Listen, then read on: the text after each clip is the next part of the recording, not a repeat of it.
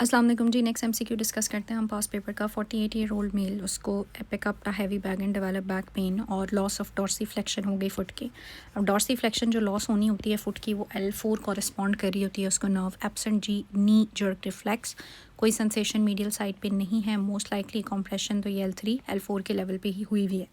36 weeks multi gravida है, haemoglobin उसका कम है और MCV ज़्यादा है, तो यानी कि मैक्रोसिटिक अनीमिया है। मैंने काफ़ी दफ़ा बताया सॉरी, मैक्रोसिटिक की जो रीज़न होती हैं वो B9 डेफिशिएंसी या B12 होती है, और ज़्यादा प्रेगनेंसी में जो कॉमन होती है वो हमारे पास फोलेट होती है, इसीलिए फॉलिक एसिड भी बाहर से देते होते हैं ताकि न्यूरल ट्यूब डिफेक्ट्स को प्रिवेंट किया जा सके। एक पेशेंट जिसको एमिनोरिया, हाइपोगोनाडिज्म और प्रोलैक्टिन उसका 6000 है, सो इसकी जो रेंज होती है वो 5 है, जो कट ऑफ है। 5 से ज़्यादा हो तो हम कहते हैं मैक्रो प्रोलैक्टिनीमिया है, 5 से कम होगा 5000 से तो माइक्रो है। बिकॉज इट्स ऑलरेडी 6000 तो ये मैक्रो प्रोलैक्टिनीमिया है, यानी प्रोलैक्टिन बहुत ज़्यादा है। प्रोलैक्टिन ज़्यादा होगा तो इनहिबिट करता है गोनाडोट्रोपिन रिलीजिंग हार्मोन। गोनाडोट्रोपिन हमारे पास कौन है, FSH और LH है। जब वो इनहिबिटेड रहते हैं तो इसलिए आपका मेंस्ट्रुअल साइकिल इनहिबिट रहता है और पेशेंट एमेनोरिया के साथ प्रेजेंट करेगी। और उसके बाद एक साइकेट्रिक है, उसने रिफ्यूज़ कर दिया to share patient, psychiatrist refuse to share patient health details with his mother. So basically इसको कॉन्फिडेंशियलिटी प्रिंसिपल कहते हैं। सो कॉन्फिडेंशियलिटी के तहत एक पेशेंट की इन्फॉर्मेशन किसी और बंदे के साथ उसके कंसेंट के बगैर शेयर नहीं की जाती, बेशक अगला बंदा उसका फैमिली मेम्बर ही क्यों ना हो।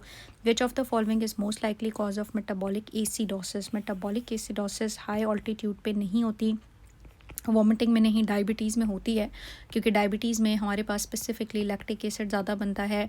स्पेशली अगर वो DKA में चला जाए तो आपको पता है पेशेंट मेटाबॉलिक एसिडोसिस के साथ ही आता है। इन मेटाबॉलिक एसिडोसिस रीनल सिस्टम कैसे कंपनसेट करता है। सो रीनल सिस्टम जो आपका ग्लूटामीन है, ग्लूटामीन का मेटाबॉलिज्म ज़्यादा होता है, एक्सेसिव हमारे पास अमोनिया NH4 जनरेशन होती है ताकि ये जो है वो एक्सक्रीट इसकी और हाइड्रोजन के एक्सक्रीशन को इन्हांस किया जा सके। सो pH नहीं बढ़ती, ग्लूटामेन एब्जॉर्प्शन नहीं बढ़ती है, NH की सिक्रीशन डिक्रीज़ नहीं होती, इंक्रीज़ होती है। कैसे, ग्लूटामीन का जो मेटाबॉलिज्म है वो इन्हांस होता है एंड देन सिक्रीशन में हेल्प मिलती है। What is the best initial treatment for minimal change nephrotic syndrome. हमने कहा था नेफ्रोटिक सिंड्रोम, जिसमें 3 चीज़ें होती हैं, proteinuria, hypoalbuminemia and then body में ओबियसली एडीमा। इसके अंदर बच्चों के अंदर जो मोस्ट कॉमनली पाया जाता है वो मिनिमल चेंज डिजीज़ है, और मिनिमल चेंज डिजीज़ में 80% पेशेंट स्टेरॉइड को रिस्पॉन्ड करता है।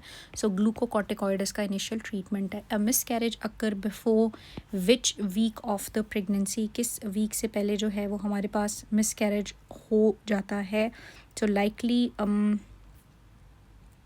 डोंट नो, मैं ये देख रही हूँ कि कहीं मैंने ये पहले से ही तो नहीं वो कर दिया हुआ, आई वुड से पहले से ही तो नहीं रिकॉर्ड कर दिया और फिर ऐसा ना हो कि मैं दोबारा से रिकॉर्ड कर रही हूँ। बट एनी हम इसको कंटिन्यू करते हैं। सो आई थिंक ये भी मैंने पहले डिस्कस किया हुआ है आपके साथ कि अगर 24 वीक से पहले हो जाए ब्लीडिंग तो वो मिसकैरेज है। 24 से लेकर डिलीवरी तक अगर हो तो वो एंटीपार्टम है, और डिलीवरी के बाद अगर होगी तो वो पोस्टपार्टम हेमरेज है। सो 24 से पहले हो तो वो मिसकैरेज काउंट होता है। इन माइट्रल रीगर्ज कौन सा मर्मर प्रेजेंट होता है। सो यहाँ पे हमारे पास लेफ़्ट एट्रिया है और ये नीचे लेफ़्ट वेंट्रिकल है, और लेफ़्ट वेंट्रिकल से आगे एओर्टा होता है और ये माइट्रल वाल्व है। अगर ये खुली रह जाएगी, लेफ़्ट वेंट्रिकल जब आगे ब्लड भेजेगा तो उस दौरान यहाँ से ब्लड ऊपर भी जाएगा और कंटिन्यूसली थ्रू आउट एक एडिशनल साउंड सुनाई देगी। तो लेफ़्ट वेंट्रिकल आगे ब्लड कब भेजता है, सिस्टोलिक फेस में। थ्रू आउट सिस्टली हमें मरमर सुनाई देगा और उसको हम क्या कहेंगे, पेन सिस्टोलिक मरमर कहेंगे। So the answer is pain systolic murmur. Which is the antidote for morphine overdose. Morphine overdose के लिए नलेक्सोन दिया जाता है। Which is the most common cause of hyper. Hyper का जो कॉज है वो थायराइडाइटिस नहीं है, एडिनोमा नहीं है, ग्रेव्स है, और ग्रेव्स हमारे पास ऑटो इम्यून ऑब्वियसली हाइपरथायरॉयडिज्म है, थायराइड सिक्रेटिंग एडिनोमा भी नहीं है। अपर एंड लोअर मोटर न्यूरॉन किस में होता है, मिक्स्ड दोनों। प्रोग्रेसिव मस्कुलर एट्रोफी में सिर्फ लोअर होता है, मल्टीपल स्क्लेरोसिस में भी नहीं, इसमें सिर्फ अपर मोटर न्यूरॉन है। स्पाइनल मस्कुलर एट्रोफी में भी नहीं, प्राइमरी में भी नहीं, लेकिन amyotrophic lateral sclerosis which is AML, इसके अंदर अगर हम देखेंगे तो upper and lower motor neuron दोनों की पॉलिसी जो है वो प्रेजेंट होती है। ठीक है, उसके बाद नेक्स्ट अगर हम देखेंगे मोस्ट कॉमन साइट हमारे पास जहाँ पे मायोसाइटस ऑसिफिकन हो सकता है वो कौन सी है। सो मोस्ट कॉमन साइट जो है वो एल्बो है। सो मोस्ट कॉमन साइट जो इफेक्ट करता है मायोसाइटस ऑसिफिकन से वो एल्बो है। What is the study of natural drugs call. सो एक तो ओवरऑल ड्रग्स की स्टडी है जिसको फार्माकोलॉजी कहते हैं, लेकिन जो नेचुरल ड्रग्स की स्टडी है उसको कॉग्नोसी कहते हैं, सो ये आपने याद रखना है। एक प्री टर्म इन्फेंट था, उसको बिलियस वॉमिटिंग हो रही थी, ब्लडी डायरिया था, डिस्टेंशन थी, एक्सरे के ऊपर न्यूमाटोसिस इंटेस्टिनलिस था। मोस्ट लाइकली इस चीज़ की डायग्नोसिस हमारे पास क्या है? सो इन्फेंट अगर बिलियस वॉमिटिंग और डिस्टेंशन के साथ आ रहा है तो वहाँ पे नेक्रोसिस चल रही है। सो दिस इज़ नेक्रोटाइजिंग इंटेरोकोलाइटिस, यहाँ पे इंटेस्टाइन के अंदर नेक्रोसिस और सेल डेथ हो गई है। इंटरसेप्शन में red currant jelly colour stool होता है। हर्शस्प्रंग डिजीज़ जो है उसमें सवेयर पेन और डिस्टेंडेड एब्डोमेन होता है। आरएच इनकम्पैटिबिलिटी हिमोलिसिस के साथ आएगा, और थैलेसीमिया भी हिमोलिसिस ओ लो एचबी और पैलर और इस तरह की चीज़ों के साथ आएगा। फीमेल प्रेजेंट करी है, फीमेल चाइल्ड बॉर्न हुई हुई है, उसको घर भेज दिया, 15 घंटों के बाद उसकी साइनोसिस हो रही है और उसकी वीक पल्स है। सो मोस्ट लाइकली हमारे पास जो वीक पल्स है या साइनोस्ड हो गई है, सो ये ट्रांसपोजिशन ऑफ ग्रेट वेसल्स हो सकता है, क्योंकि आपकी जो टीजीए हैं यानी ट्रांसपोजिशन हुई है उसमें ये होता है कि आपकी जो लेफ़्ट वेंट्रिकल है वो पल्मनरी ट्रंक के साथ कनेक्टेड होती है और राइट जो है वो आयोटा के साथ। देयरफॉर कार्डिक आउटपुट जो है वो नहीं है सच, एंड देयरफॉर पल्स भी वीक है। 1 महीने का बच्चा है, उसको मेनिंजाइटिस है, उसका ग्लूकोज कम है यानी बैक्टीरियल है, प्रोटीन हाई है, न्यूट्रोफिल भी हाई है, सो ये एक्यूट बैक्टीरियल मेनिंजाइटिस है। Single best antibiotic of choice हमारे पास जो है वो क्या हो सकती है? सो पेनिसिलिन हमने देनी है, सेफ्ट्रेक्सोन, सेफ्टेक्साइम, क्लिंडामाइसिन। बच्चों के अंदर due to a better side effect profile cefotaxime is preferable as compared to ceftriaxone. Most suitable treatment minimal change disease का हमने ऊपर भी डिस्कस किया है, स्टेरॉइड्स ही होते हैं, ग्लूकोकॉर्टिकॉइड्स ही होते हैं। एक पेशेंट जिसको पैरालिसिस हो रही है लेफ़्ट लोअर लिप की following left parotidectomy, which nerve is most likely involve? So आपकी जो लिप की पैरालिसिस है उसके अंदर इन्फीरियर एल्वियोलर ब्रांच इन्वॉल्व होती है फेशियल नर्व की, ठीक है। उसके बाद वो कहता है कि अच्छा, उसके बाद नेक्स्ट अगर हम देखेंगे, सो एक फ़ीमेल पेशेंट प्रेजेंट करती है सीजर्स के साथ, ट्राइजेमिनल न्यूरल्जिया और बाइपोलर डिसऑर्डर। कौन सी चीज़ इन सब चीज़ों को ट्रीट करेगी? स्पेसिफिकली ट्राइजेमिनल न्यूरल्जिया के लिए जो ड्रग ऑफ चॉइस है, ट्राइजेमिनल न्यूरल्जिया ये है कि ट्राइजेमिनल नर्व हाइपर सेंसिटिव है, इसलिए फेस को अगर टच भी करें, कोई भी इस तरह की एक्टिविटी करें तो उसको पेन होता है, ठीक है। सो इसके लिए जो ड्रग ऑफ चॉइस होती है वो कार्बामीज़ापीन ही होती है। उसके बाद फिर नेक्स्ट हमारे पास हमारे पास एक न्यू बॉर्न है, उसको एक्टिव ब्लीडिंग हो रही है from umbilical stump a few hours ago after birth, no jaundice, haemolysis और family history most likely cause. So umbilicus से न्यू बॉर्न को जब बर्थ होती है तो मोस्ट लाइकली ये विटामिन के की डेफिशिएंसी से ही होती है। Which of the following is most likely reason for night blindness? आपको पता है नाइट ब्लाइंडनेस में रॉड्स और रिडॉप्सिन वगैरह की इन्वॉल्वमेंट है और विटामिन ए जो है वो नाइट ब्लाइंडनेस कॉज करता है। Which investigation will provide most accurate assessment of antepartum foetal well being with lowest false positive rates on biophysical profile? अगर करेंगे तो उसका मोस्ट एक्यूरेट असेसमेंट मिलेगी। किक काउंट का कोई फ़ायदा नहीं है, सीटीजी अच्छी होती है लेकिन along with bio physical profile के जिसके अंदर इट सेल्फ सीटीजी भी आती है और बाकी मार्कर्स भी आते हैं, वो ज़्यादा एक्यूरेट होगी। मिड्रियासिस क्यों की जाती है? सो मिड्रियासिस आई ड्रॉप्स डालते हैं, मिड्रियासिस करते हैं ताकि फंडस जो है वो अच्छा नज़र आए और उसकी अच्छी एग्जामिनेशन हो सके। एक पेशेंट को होमोनोमस हेमिनोपिया है, lesion most likely optic tract के लेवल पर हुई हुई है जब वो क्याज़मा से क्रॉस कर चुका है। Premalignant lesion oral cavity की कौन है? लाइकन प्लानस नहीं, फाइब्रोसिस नहीं, रिथ्रोप्लेकिया नहीं, ल्यूकोप्लेकिया का मैलिग्नेंट पोटेंशियल काफ़ी ज़्यादा होता है। एक यंग फॉर्मर था, while looking in field become unconscious और उसके मुंह से झाग आना शुरू हो गई ड्यू टू ऑर्गेनोफॉस्फेट पॉइजनिंग। कौन सा फीचर है ऑर्गेनोफॉस्फेट पॉइजनिंग का? विभिन्न किसी साइन मेनिंजाइटिस के अंदर होता है, ड्राई स्किन सिजॉर्गन सिंड्रोम या हाइपोथायरॉइड में होती है, flaccid paralysis lower motor neuron injury में होती है, बायलेटरल पिन पॉइंट प्यूपिल, यस ये ऑर्गेनोफॉस्फेट पॉइजनिंग में मौजूद होता है। मोस्ट कॉमन बोन जो कि ग्राफ्ट के लिए यूज़ होती है फाइब्यूलर शैफ्ट नहीं है, कॉम्पैक्ट भी नहीं, सबकॉन्ड्रल भी नहीं, कॉर्टिकल भी नहीं, कैंसिलिश बोन जो है, कैंशिलस और वट एवर, ये कॉमनली ग्राफ्ट्स के लिए यूज़ हो रही होती है। एक 50 ईयर ओल्ड लेडी है, उसको नी पेन है, एक्सरे पे ऑस्टियोफाइट्स हैं विद पॉसिबल जॉइंट स्पेस नैरोविंग। ये जहाँ पे हमारे पास ऑस्टियोफाइट्स विद नैरोविंग दो चीज़ें मौजूद हों तो इसको हम क्लास 2 जो है वो कंसिडर करते हैं। मैंने इसको ऐसे याद किया था कि ऑस्टियोफाइट्स भी हैं और नैरोविंग भी हुई हुई है, so this is class 2। Mean age of ovarian cancer हमारे पास क्या है? सो मीन एज जितनी एज ज़्यादा होगी उतना 63 है, सो अबव 60 मीन एज है। After debulking surgery for ovarian capsular tumour, next step debulking के बाद यही होता है कि आपने कीमोथेरेपी कंटिन्यू रखनी है। रेडियोथेरेपी को इतना रिस्पॉन्ड नहीं करता, एस्पिरेशन एक्सरे और ऑब्जर्वेशन से भी कोई फ़ायदा नहीं होगा। 49-year-old वुमेन है, उसको पेनफुल स्वॉलन फर्स्ट मेटाटार्सोफेरेंजियल जॉइंट और नी जॉइंट है। कौन सी इन्वेस्टिगेशन मोस्ट अप्रोप्रिएट है?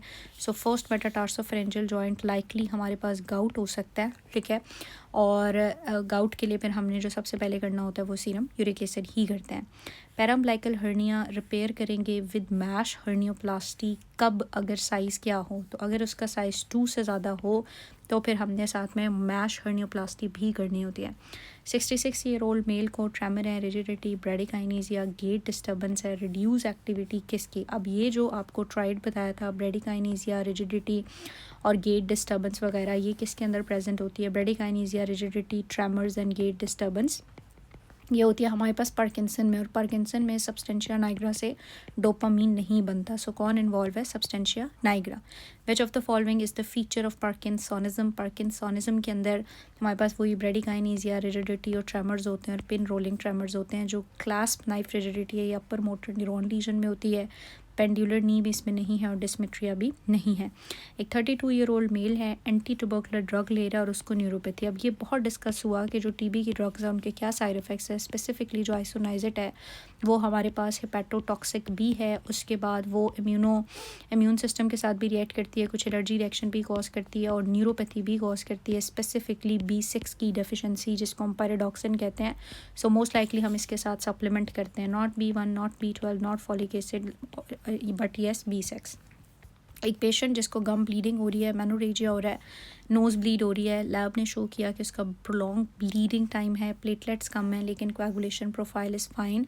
सो ये जो हमने कहा था एकदम से गम ब्लीडिंग, मेनोरेजिया, लो प्लेटलेट होगा, इसको ITP कहते हैं, इडियोपैथिक थ्रोम्बोसाइटोपेनिक पर्परा, क्योंकि वॉन विली ब्रांड में ये रेस्ट होता है। हीमोफीलिया मेल्स में होता है, फीमेल्स में नहीं होता। और DIC में भी PTA PTT सब प्रोलॉन्ग होता है। एक बेबी जिसको शॉर्टनेस ऑफ ब्रेथ हो रही है पीनट्स खाने के बाद, यानी कि एनाफाइलेक्सिस है। एनाफाइलेक्सिस में हमें पता है IgE इन्वॉल्व होता है। What is the expected weight gain in new born during the first 3 months of life? During first 3 months of life every day 20 to 30 ग्राम वो पर डे के हिसाब से गेन करता है। एक फ़ीमेल को मेमोरी डिफ़िकल्टीज़ हैं, डिल्यूजन्स हैं, स्केली स्किन सोर्स हैं और डायरिया हो रहा है बहुत दिनों से।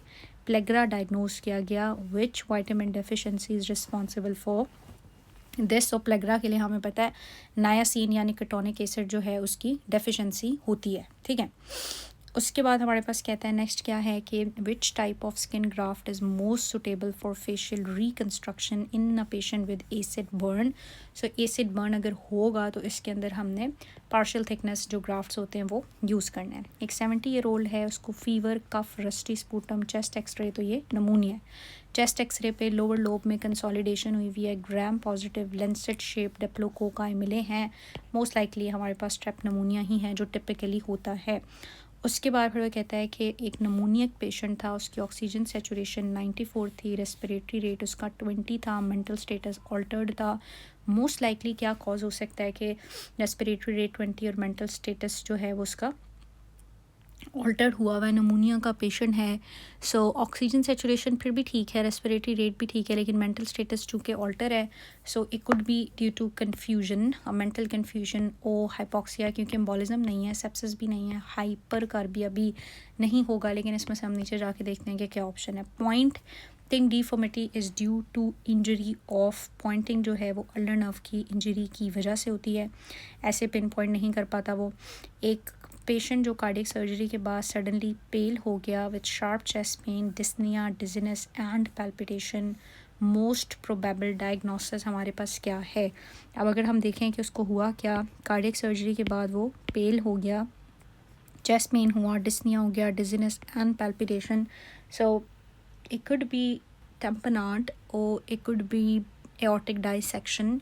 सो विल सी, डेफिनेटली थोड़ी सी कभी कभी मेरे भी नलायकी आ जाती है, बट मोस्ट लाइकली जो टेम्पनार्ड होता है वो भी ट्रोमा के बाद ही हो रहा होता है या कार्डियक सर्जरी के बाद हो सकता है। लेकिन उस पर हमने कहा था 3 Ds होते हैं, यानी डिक्रीज ब्लड प्रेशर होता है, ठीक है, और उसके बाद डिस्टेंडेड जुगुलर वेन्स होती हैं और डिस्टेंट हार्ट साउंड्स होती हैं, ठीक है। अब यहाँ पर उसने डिजीनेस वगैरह बताई है। So it could be this or it could be aortic dissection के, चूँकि उसको जो शार्प चेस्ट पेन हुआ ना, पॉसिबली उसको एओर्टिक टीयर आया और पेशेंट की कंडीशन ऐसी होगी, लेकिन हम ये देखते हैं कि इसका क्या एग्जैक्ट आंसर है, ठीक है। एक पेशेंट जिसको डिस्निया हो रहा है after surgery, next most important चीज़ जो अप्रोप्रिएट या डायग्नोस्टिक, देखो अगर फ़ौरन से कहे ना नेक्स्ट क्या करना है तो एक्सरे करना है, लेकिन डायग्नोसिस कंफर्म करने के लिए हमने सीटी एंजियोग्राफी करनी है, क्योंकि सर्जरी के बाद dyspnoea could be due to atelectasis or may be embolism or something like that. एक 7 साल के बच्चे को ग्लोमेरुलोनेफ्राइटिस हुआ था, सॉर थ्रोट है, एंटीबायोटिक ले रहा है, और 2 हफ्ते के बाद हमें पता चला कि जनरलाइज एडीमा, हाइपरटेंशन और हीमाचूरिया भी हो रहा है। सो एंटीबायोटिक के बाद ये जो नेफ्राइटिस होता है इसको पोस्ट स्ट्रेप्टोकोकल ग्लोमेरुलोनेफ्राइटिस कहते हैं। पोस्ट टर्म डिलीवरीज एसोसिएटेड होती हैं किस कॉम्प्लिकेशन के साथ? सो पोस्ट टर्म डिलीवरीज हमारे पास एसोसिएटेड होती हैं mostly not growth restriction, not still birth, not abortion, not oligo, but yes macrosomia जो है वो उनके अंदर हो सकता है। एक प्राइमी पेशेंट है, वो आयरन टैबलेट्स ले रही है with lots of fresh vegetable and juices, what deficiency she is likely at risk of. अब अगर वो बहुत ज़्यादा हमारे पास आयरन या टैबलेट्स या वेजिटेबल्स ले भी रही है तो किस चीज़ की उसके अंदर डेफिशिएंसी क्रिएट हो सकती है?